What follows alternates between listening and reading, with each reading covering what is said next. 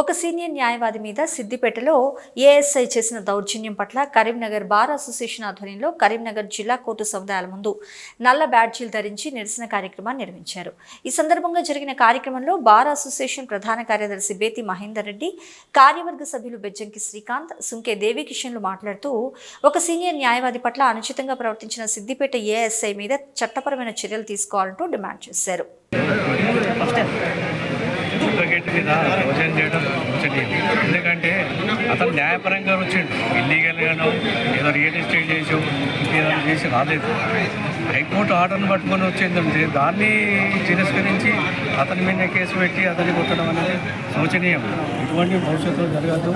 ఏదైతే ఎవరైతే అతిక్రమించి చేసిందో అడ్వకేట్ పైన అతను వెంటనే సస్పెండ్ చేయాలి, అతని మీద కేసు రిజిస్టర్ చేయాలని ప్రభుత్వాన్ని మేము కోరుతున్నాం. దయచేసి మీరు ఈ పరిస్థితుల్లో ఎట్లా అంటే అడ్వకేట్ పోలీసు వాళ్ళు కూడా ఇక్కడికి వస్తారు, మరి అటువంటి జరిగేది అంటే వేరే రకంగా అవుతుంది. విచ్చలవిడిగా తిరగవలసిన పరిస్థితి పడుతుంది. కావున దయచేసి ఇక్కడ ఎస్పీ కానీ సిపి కానీ దయచేసి వాళ్ళని సస్పెండ్ చేసి వాళ్ళకైనా నమోదు చేయడం టీమల్లయ్య అడ్వకేట్ సీనియర్ అడ్వకేట్ చేసి రిమాండ్ చేసే క్రమంలో అడ్వకేట్ ఆ విషయాన్ని ఏదైతే వీడియో చిత్రీకరిస్తుంటే ఆ అడ్వకేట్పై పోలీసు అధికారులు దాడి చేయడం జరిగింది. అంటే విచక్షణ అయితే దాడి జరిగింది. ఆ అడ్వకేట్ సిద్దిపేట బారషలో చెప్పుకుంటే అడ్వకేట్ చాలా మంది కూడా సిపి ఆఫీస్కి వెళ్ళడం జరిగింది. సిపి గారు కూడా మరి ఆ విషయంలో స్పందించకుండా రాజేసే క్రమం చేసింది.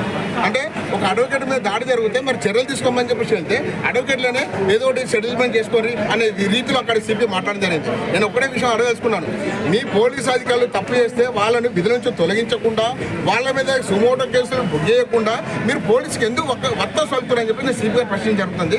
అదేవిధంగా నేను హైకోర్టు కూడా ఒక విషయాన్ని నేను వాళ్ళ దృష్టి తీసుకున్నాను. మీ యొక్క కోర్టు ఆర్డర్ను ఏదైతే ఇంప్లిమెంటేషన్ చేయమని మీరు ఏదైతే న్యాయవాది ఉన్నాడో ఆ న్యాయవాదికి రక్షణగా ఉండాల్సిన బాధ్యత హైకోర్టు ఒక ఆర్డర్ ఇచ్చిన న్యాయమూర్తి ఉండాలని చెప్పి కోరుకుంటున్నాను. ఎందుకంటే వారు మళ్ళీ హైకోర్టు కూడా వెళ్ళడం జరిగింది. ఇట్లా మీ ఆర్డర్ ఇంప్లిమెంటేషన్ కోసం నేను పోతే నా మీద పోలీసు వాళ్ళు ఈ విధంగా దాడి అని చెప్పేసి వాళ్ళు మళ్ళీ హైకోర్టుకు వెళ్ళడం జరిగింది. అందరూ కూడా వారికి అనుకూలంగా ఆర్డర్ అవ్వాలని చెప్పి కోరుకుంటున్నాను. నేను ఒక్కడే అనుకున్నాను, దేశవ్యాప్తంగా కూడా చాలా మంది అడ్వకేట్లపై దాడులు జరుగుతున్నాయి.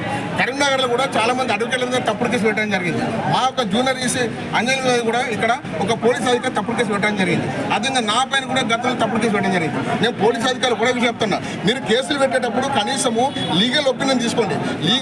ఎఫ్ఐఆర్ చేసినాక లీగల్ ఒపీనియన్ కూడా కాదు, లీగల్ ఒపీనియన్ తీసుకున్నాక మీరు ఎఫ్ఐఆర్ చేయండి అని చెప్పేసి పోలీసు అధికారులను నేను విజ్ఞప్తి చేస్తూ ఉన్నాను. ఎందుకంటే ఈ విధంగా మీరు ఇట్లా వ్యవహరిస్తే మళ్ళీ భవిష్యత్తులో పోలీసు అధికారులపై మేము చర్యలు తీసుకునే విధంగా మేము అడుగులు ముందుకేస్తూ ఉంటాము. అడ్వకేట్ల యొక్క ఐక్యత ఏదైతే ఉందో మళ్ళీ మీరు తట్టుకోలేకపోతారని చెప్పేసి ఈ విధంగా హెచ్చరిస్తూ ఉన్నాను. ఇప్పటికైనా కానీ రవికుమార్కు న్యాయం చేయాలి. అదేవిధంగా అక్కడున్న సిపి గారు కూడా ఆ విషయంలో ఏదైతే ఉందో అక్కడున్న ఎస్ఐ పోలీసు అధికారులపై సుమోటో మీద కేసులు పూయాలని చెప్పేసి మేము కన్వర్ భారత పక్షాన్ని డిమాండ్ చేస్తాం. నా పేరు బేతి మహేందర్, కన్వర్ భారత జనరల్ సెక్రటరీ.